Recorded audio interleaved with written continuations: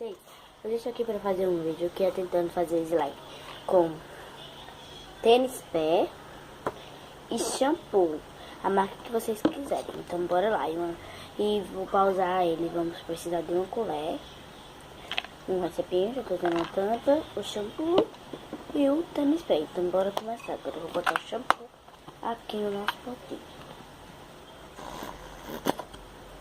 Espero que dê certo. Então eu vou botar um pouco de quantidade, não sei se vai dar certo. Pronto, eu botei desse tanto, dá uma mexidinha pra ver.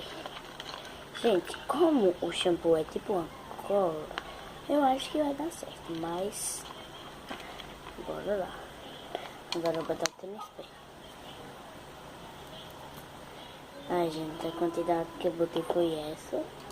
E vamos ver agora. Gente, eu acho que não vai... Gente, vai dar certo. Eu acho, né, gente? Eu não sei. Eu também sei uma receita que vocês querem pro canal. Se vocês querem, é só deixar nos comentários. Então, tô terminando aqui agora, ó. E tá ficando tipo um slime, só a gente ativando. Tá bom?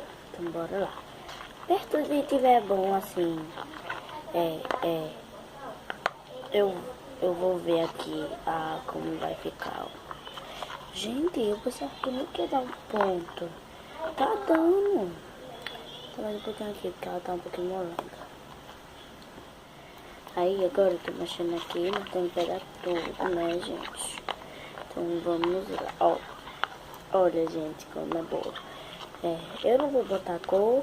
E se você quer que eu grave outros vídeos assim de receitinha pro canal, vou pegar aquela na mão. Vou botar assim agora no meu lá, né? Que tá vendo aqui. Ai, gente, não deu certo. Eu pensava que ia dar. Ficou tipo uma papa. Será que é porque eu botei pouco talco? Ai, gente, que nojo. Peguei na mão, chega a sentir o nojo. Ai, gente, então eu vou botar aqui até ficar uma boa consistência.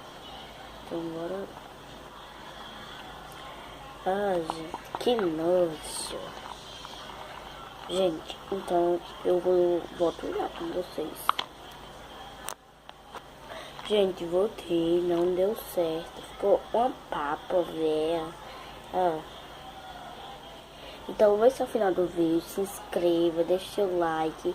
E escreva no comentário mais coisas que vocês querem que eu faça.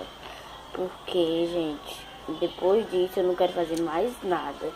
Quer dizer, quero sim, se vocês deixarem, né? Então, deixe seu like, se inscreva no canal e assine o sininho da notificação para receber todos os nossos vídeos.